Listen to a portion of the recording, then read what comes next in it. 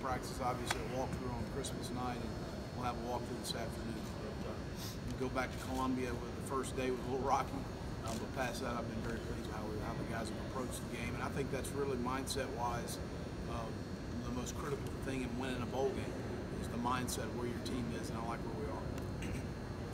I was saying, come along in center. Hank's been fine. We've got a lot of combinations there. You know, whether it's Chandler goes and plays center, Donnell will go back to center, Blake Camper can play guard. So we'll you know, continue to look at that through the walkthrough today. But again, we haven't made a decision on it. Do you think this is more likely to be an offensive game? You know, I don't know. We haven't played as well defensively, especially down the latter part of the season. We need to play better. Again, we've played really well offensively. We've improved week to week throughout the year. We need to play better on defense. Well, what's their secondary done this year been so effective? Will Hall is an outstanding player. He's an elite talent. Obviously, he's an NFL guy. But they do a great job of creating turnovers. I think they're 14th in the country in interceptions. They do really good ball skills down the field as far as guys going and attacking the football. They give you a lot of different looks in the secondary, a lot of different coverage concepts we'll have to adjust throughout the game because they do some different things week to week. So we'll have to make some adjustments on game day. We understand. Well, with everything that's gone on with Bryce in the last 2 seasons, what has this young man meant to this program, and what will you remember him as after being able to play this final game after everything's been through? Well, the thing about Bryce is he's always got a smile on his face. He's a resilient young man. He's been an outstanding player for us when he's been on the field. Obviously, he's had some tough breaks as far as injuries and those things are concerned. But the thing that Bryce brings to the table every day for our organization is that he plays extremely hard, and that's a talent.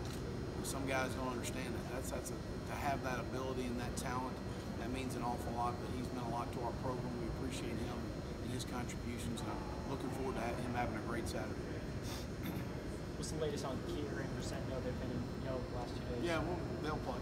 We'll see how much on game day, how much they'll be able to go. Everybody's still good, no curfew violations, anything like that? We're all good. Everybody good?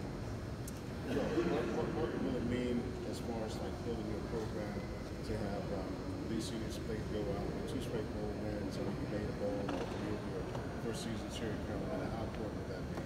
Well, I think it's critical. You know, I think Bronco said it best. 8 looks a lot more better than 7 at the end of the day. But these guys have built a very solid foundation for us moving forward. They see where the culture of our program is heading, and they've been a huge part of that. Appreciate all their contributions to the program. Coach, what's your biggest concern going into the UVA game, if at all? Well, I mean, their run game is they have a vast variety of run concepts that they have. Present a lot of issues. They outnumber you in the run game because of the quarterback. He creates an extra gap when he's a ball carrier. So they've got some option principles to what they do, and we're going to have to adjust to the different things that they're going to present to us on game day. They have a different little package each week. They've got a lot of personnel groupings that they try and go through. So we're going to have to make some adjustments on game day to what they're doing to give us issues. So that's something that's a huge concern. And obviously defensively, they've been very hard to create explosive plays against. They haven't given up a lot of explosive plays. And they're very long and athletic in the front seven. So they got a good football team. They had some very difficult losses, 2 overtime losses in their season. And, you know, I've got a lot of respect for Bronco and his staff. Well, I know you won't be able to tell until you kick it off tomorrow, but is there one area or a couple of areas that you're pretty confident that you've been able to improve during this break and during the bowl practice?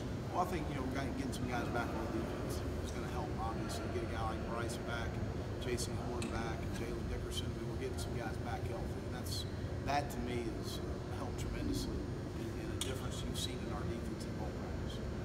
How much is not having Samuel affect you? If anybody replaces Debo Samuel, he's an outstanding football player. He's got a great work ethic on the field as far as practice. It positively affects everybody around him. But again, you know, we got to understand we weren't going to have him next year, so we've got to learn to have some guys step up. I don't think one person does that. It's going to take a multiple people to do that, and obviously we're excited about Shy Smith and Josh Van and Keel Pollard's done a nice job in the slot for us. We'll have multiple guys have to step up. There really was nothing you could counter in terms of him returning. When he made the decision, you didn't try to talk to him. No, absolutely not. I support him 100%. What he's done for the University of South Carolina, he's done an awful lot. So I appreciate everything he's done. He needs to get ready to go have a great Senior Bowl, and have a great combine, and see what happens in April. Gameplay-wise, does it change anything you do, or just say bring it soon?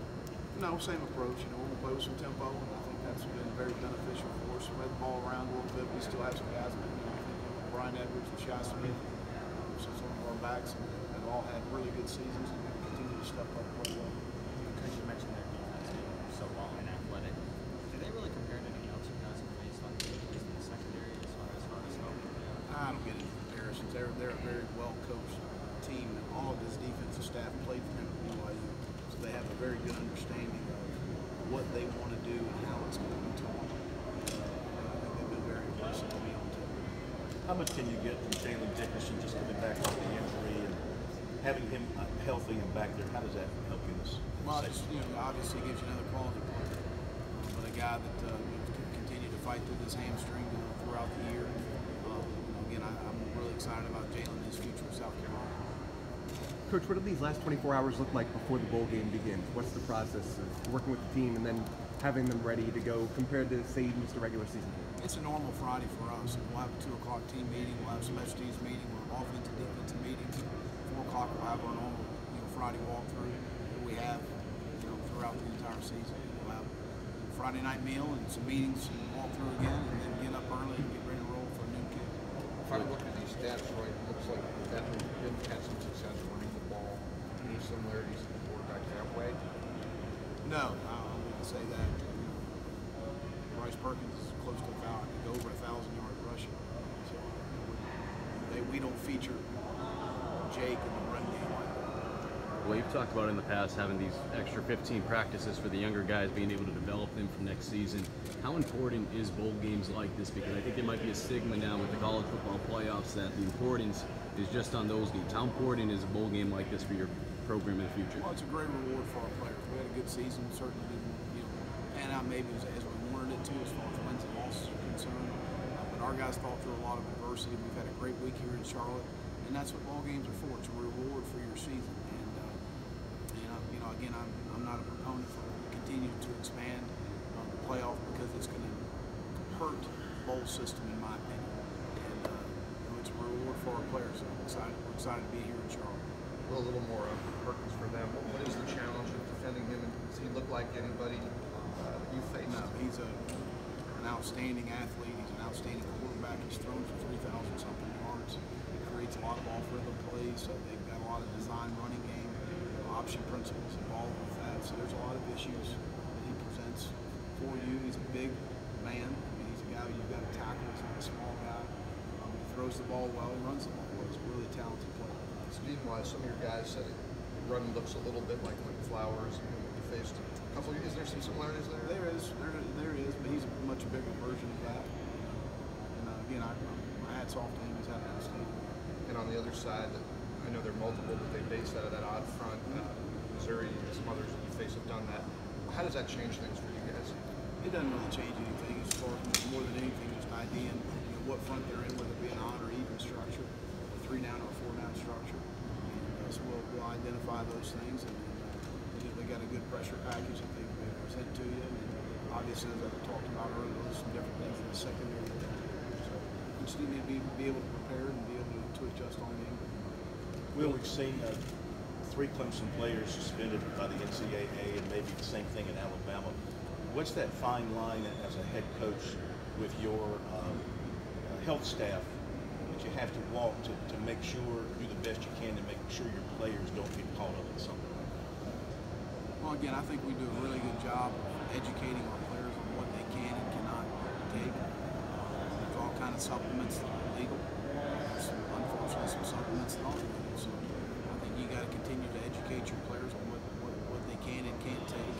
Be mindful of that and continue an education of that to make sure that they don't put themselves in jeopardy. What about the situations though where they're taking something they think is legal and there's something in there that turns out not to be? Is that just Again, there's a long list the NCAA has that shows, you know, pretty plainly what you can and can't take. So that's the only thing I can say on that situation. How do you feel like DeCarrion's simulated Parkinson practices? You got a pretty good job. Both DeCarrion and Jay have both done a really nice job. They're both very athletic, and both guys throw the ball well, continue to improve. It's great to get them both snaps before we really started to focus on Virginia as far as in Columbia to get some good practice time with them, you know, as far as being our quarterback. So, but I've been proud about both guys handling this year. Coach, TJ Brunson came in your first year here. What has his development kind of meant for this defense in this program?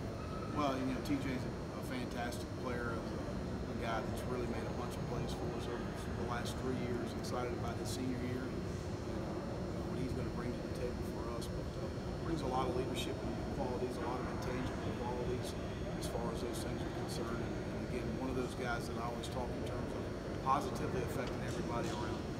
He does that. He comes out every day. He has a lunch bell mentality. He's a throwback kind of player. Certainly, I'm glad he's on my